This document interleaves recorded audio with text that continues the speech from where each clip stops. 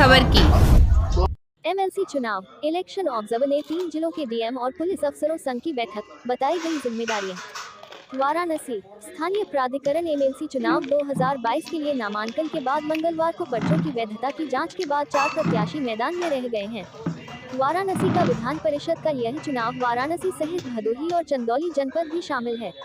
ऐसे में चुनाव आयोग द्वारा नामित चुनाव ऑब्जर्वर सुभाष चंद्र शर्मा ने सर्किट हाउस सभागार में तीनों जिलों के पुलिस और प्रशासनिक अधिकारियों संग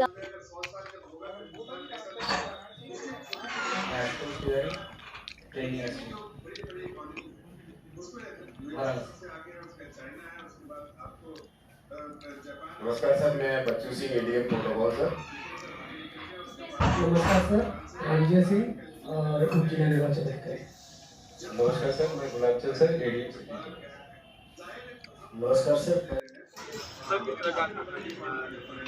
आज ये विधान परिषद का जो इलेक्शन है स्थानीय निकाय में, उन्हीं के ऑब्जर्वर साहब जो आए हैं उन्होंने तीनों जिलों की आज बैठक की थी, क्योंकि इस विधान परिषद के इलेक्शन में जो पूरा सीट का जो एरिया है वो 3 जिलों को मिला के शामिल होता है, जिसमें वाराणसी, भदोही और चंदौली शामिल है। तो सभी के जिलाधिकारी एसएसपी यहाँ पे आए थे, उनको पूरा डिटेल में इलेक्शन प्रोसेस के बारे में, व्यवस्थाओं के बारे में, कौन सी वाराणसी से होगी, कौन सी लोकल जिलों को करनी है, वो सारा समझाया गया है।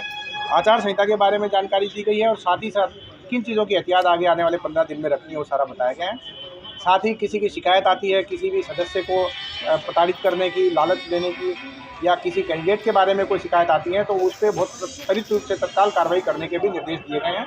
इसी के साथ पोलिंग पार्टी डिस्पैच जो होगी, उसके बाद बैलेट बॉक्सेस यहाँ वाराणसी में आके जमा होंगे, उनमें सुरक्षा की व्यवस्था, साथ ही वोटिंग के दिन स्टैटिक मजिस्ट्रेट, जोनल मजिस्ट्रेट, भ्रमणशील मजिस्ट्रेट सारे लगा के अच्छी सुरक्षा व्यवस्था, उन चीज़ों के सारे निर्देश दिए गए हैं। और आज के बैठक के माध्यम से ये एक कोशिश है कि वाराणसी और आसपास के दोनों जिलों में बहुत अच्छी पीसफुल वोटिंग हो और बिना किसी शिकायत के जनता निष्पक्ष रूप से अपना कैंडिडेट चुने।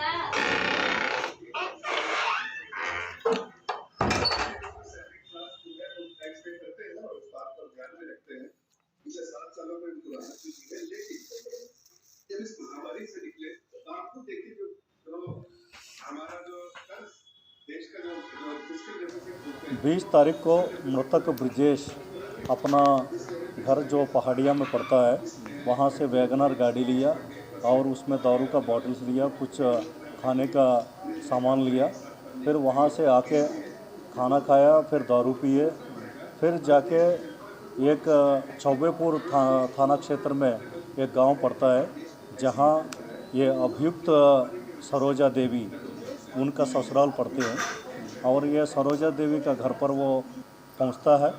तो वहाँ जो है उनका गाड़ी जहाँ गांव के पास रुक जाता है, फिर इसके बाद वो अपना मोबाइल का तलाशी करने लगते हैं, क्योंकि वो दारू का नशे में मोबाइल कहाँ रखा है वो भूल गए हैं।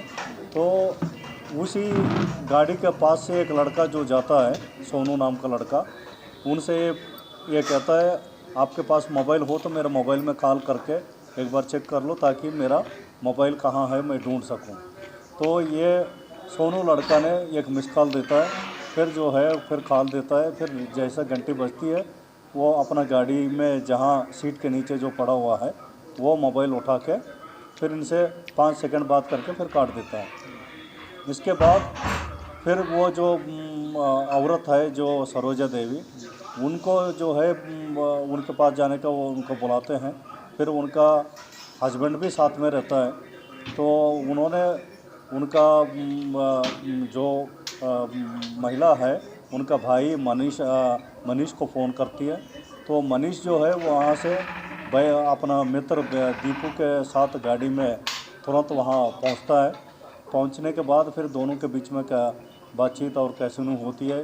फिर उन्होंने वहाँ से उनके पास जो रॉड है, रॉड से इनका सिर पर मारता है।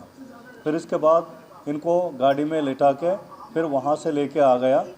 फिर हमारा जो है थाना गद्दी करके एक हमारा चौकी है, वो उस चौकी क्षेत्र में ले आते हैं।